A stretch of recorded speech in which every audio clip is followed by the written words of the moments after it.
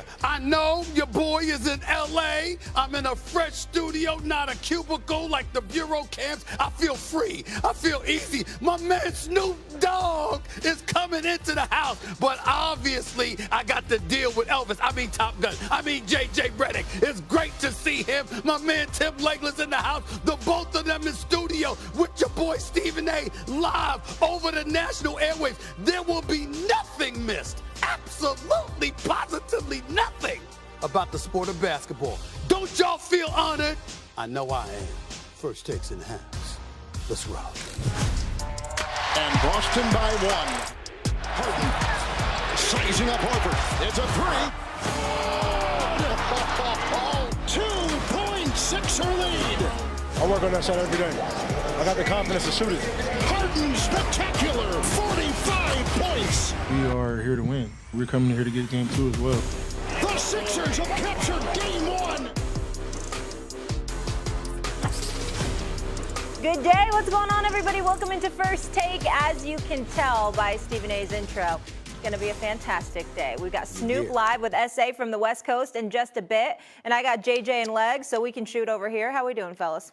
Pretty good. Pretty good. Yeah. Pretty good. Yeah. Are you ready to unpack all this? What's going on in the association? There's a lot to unpack. There's a lot to unpack. So look at y'all sounding like, you running for office, or there's something going on and you about to lose an election or something. We got great basketball games that took place last night, and both of y'all are like, yeah, it's pretty good. Oh, wait, give us a second. Come on.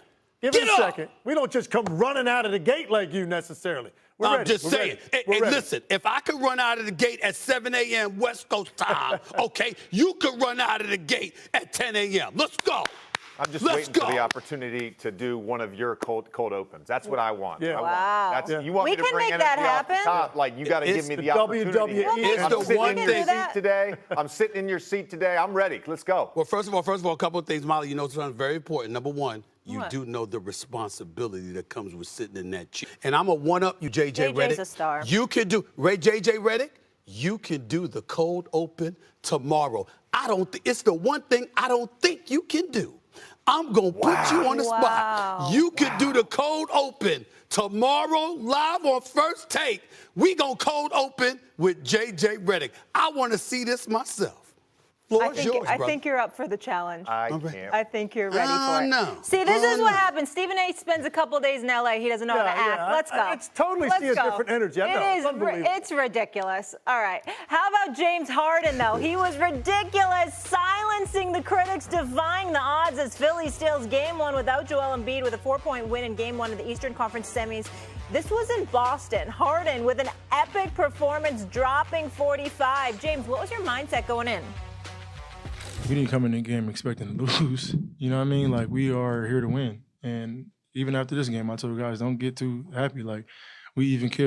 You know what I mean? Like, we're coming here to get game 2 as well. And so that's the mindset that we have as a unit. I thought that he had just the perfect mindset tonight. He really did. I'm so happy for him because it just tells you what he can do on given nights. It's amazing. The guy is a Hall of Famer. And all you hear is the other stuff about him. You really do. And he was fantastic. All right. S.A., were you more impressed by the Sixers getting it done or disappointed by the Celtics?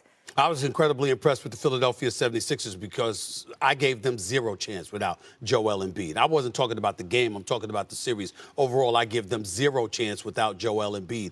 I just don't believe they have what it takes. And then James Harden comes out there and he reminds us of the star that he could be on any given night. Now, as an aside, just to deviate a little bit, Doc Rivers, I love me some Doc Rivers. I've known him for a quarter century. I love this man. But he and I have had debates about this time and time again because he gets ultra sensitive to certain things when it comes to somebody like James Harden. He's a future Hall of Famer. You hear all the other things about him, but you don't hear this. Well, the reason why you hear the things that you've heard about James Harden is because we know he's a future Hall of Famer. So obviously when the postseason arrives, there are expectations that come with the level of greatness that you've distributed or displayed rather in front of the masses for years and years and years. Come postseason time, obviously, we've seen a little bit less from him. Last night, arguably was James Harden's greatest postseason performance. Start to finish, I thought he was absolutely spectacular. I never saw it coming, particularly against a team like the Boston Celtics, who have been struggling defensively, by the way. Offensively, they've been incredibly efficient. They've been big time. But defensively, they've had some lapses, and we've seen that last night, or we saw that last night against James Harden. Maxey showed up as well. We got to give love and respect to him. Where it's due, Tobias Harris showed up as well. They made their contributions. But this started and finished with James Harden. His attitude, his game, his perimeter shooting, everything was there. He was ultra aggressive. He didn't have to defer anybody to defer to because Joel Embiid was not on the court with them. He showed up. He showed out. Give respect and credit where it's due. I look at this series now entirely different than I did just 24 hours earlier. I did not see this coming, but because it has arrived, the Philadelphia 76ers now have an advantage. They've got home court advantage. This series is going to be very interesting. The Boston Celtics had better get on their game, or the Sixers could end up bouncing them out in 6. That's how dramatic of a performance I saw yesterday, or last night rather, for the Philadelphia 76ers. Yeah, there's no question they've put the Sixers in the driver's seat. And look, I'm going to focus more on the Celtics. But first of all, I just want to say about Harden, look, he was forced into a situation last night to be an alpha. And that doesn't necessarily mean you're going to make shots. Like, I knew he was going to attempt to play that way. He had no choice. You never know if a guy's just going to have it on a given night. So give him all the credit in the world, because he has faced a lot of criticism with some past postseason moments. He rose to the occasion last night in a big way. There wasn't a lot of pressure on him because no one expected him to win that game. But the way that he played, I want to give him all the credit in the world. But now let's focus on really what I want to talk about. That's inexcusable to lose that game if you're the Boston Celtics. I'm sorry, it is. And I know James Harden's a great player, and James Harden had a spectacular night. Doesn't matter. You don't have the MVP of the league. You are at home in your building with an opportunity to come out and get the one game in this series. You know for a fact you're not dealing with Joel Embiid. Their lack of intensity, their lack of energy in the building as well. I didn't feel like I was watching a playoff game. It felt like a regular season game. In fact, there were sometimes defensively on both ends, it didn't even feel like an important regular season game. So the intensity wasn't there from the beginning. I didn't think they made any adjustments on Harden as the game went on. They allowed him to operate in whatever space he chose to operate in.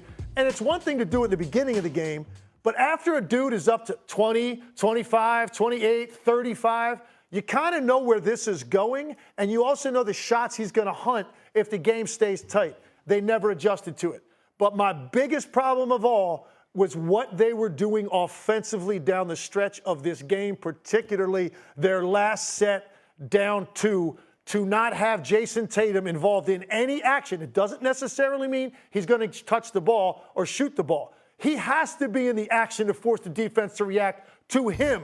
The best player on the floor, they don't do it. Now, look, maybe Marcus Smart went too quickly when he got the ball, and we don't know. There wasn't a great explanation after the game because I don't know what was coming next. If he caught the ball, turned and faced, was there weak side screening? Was there a weak side back screen? We're never going to know because Marcus Smart went so quickly, but I don't think you trust Marcus Smart in that situation to make that play, and you certainly don't have a set run where Jason Tatum is not involved in some of the initial action to force the Sixers to react. So that I put that on Mazzulla. That showed some inexperience and a situation where I thought their team panicked. Even the play Brogdon made, throwing the ball to Maxey for a breakaway layup. That's a panicked state of mind. I expected a lot more. Inexcusable loss. I can't think of any other word to sum it up. I'm simultaneously very impressed by the 76ers and disappointed by the Celtics. It can be both, Stephen A. First of all, Doc Rivers has had some great moments as a coach as the underdog. I'm not surprised that the 76ers came out and stole this game. They came in with a clear game plan. And that game plan was put Al Horford in ball screens. They brought him into ball screens 43 times last night. 22 of those were against James Harden. A ton of success there. On Harden, literally one of his best scoring games of his career. Think about this. He made 5 shots in the paint. He made 5 middies. He made 7 threes. Never done that before. Making 5 at all 3 levels. Never done that before. He made 13 jump shots. Never done that before in his career. So give him a lot of credit. I thought Maxey was good, especially in the fourth. Tobias Harris, DeAnthony Melton, they had some big moments. But to me, it also is about the Boston Celtics' lack of offensive execution. And this is something that has cropped up time and time again, both in the regular season and the playoffs. The late game execution. Jason Tatum, his last made field goal, 11 minutes to go in the game. Jaylen Brown, his last made field goal, 6 minutes to go. Your two best players not producing, you're not putting them in the right spaces. And then, as Leg said, to go to Marcus Smart, you have to get Tatum or Brown the ball on that possession. Go back about 20 seconds before that.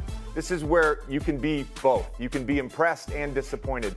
The Boston Celtics had an offensive possession where the 76ers closed out 3 separate times. The shot clock's winding down, and Malcolm Brogdon throws an outlet pass, literally an outlet pass to Tyrese Maxey, who was so startled he almost didn't know what to do, and he goes down and dunks the basketball. And then on the last possession, when James Harden made that 3, it reminds me of Game 5 against Trae Young, when Trae Young hit the game winner over Jaylen Brown. The ease with which you just give up the switch and you allow James Harden to get the matchup that he wants. Why is Marcus Smart not switching? Why is Derek White not even in the basketball game? Why is he not in the basketball game? Why is he not on James Harden? Why are you allowing the one matchup that has been torched all night at the end of the game? You're going to give the 76ers that? You're not going to double team? You're not going to fight over that screen and play one-on-one with Marcus Smart? Come on. The Celtics have a runway, a clear runway. Embiid hurt, Bucks out. You have a clear runway to get back to the NBA Finals and win a championship and revenge last year's loss, and you keep making these same mistakes down the stretch of basketball games. As much as it is about the 76ers' great performance and Harden's dominance and all that, I'm disappointed in the Celtics. Well, first of all, JJ, a couple of things. Number one, you're absolutely right. It can be both, but I chose to pick one side. That's what we do here at First Take. I picked a side. That's number one. And I don't mind the fact that you picked both, but that's good because you're accurate, to be honest with you. I am surprised you didn't bring up one point. And in your brilliant analysis of what transpired, because there's nothing to dispute there, how the hell is Jaylen Brown only getting 10 shots? He shot 80% from the field, y'all. 8 or 10 shots. He shot 75% from three-point range, 3 or 4 shots.